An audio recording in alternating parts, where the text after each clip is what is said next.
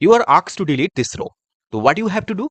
Normally we select the entire row and press right click and delete. And it wasted our lot of time.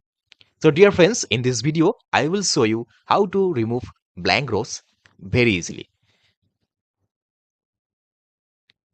First of all, we have to select the entire data and press Ctrl plus G and go to special option and take blanks and press OK.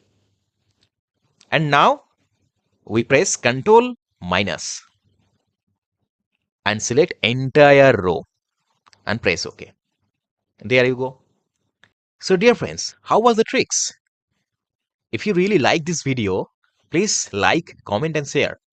And don't forget to follow and subscribe. Thanks for watching.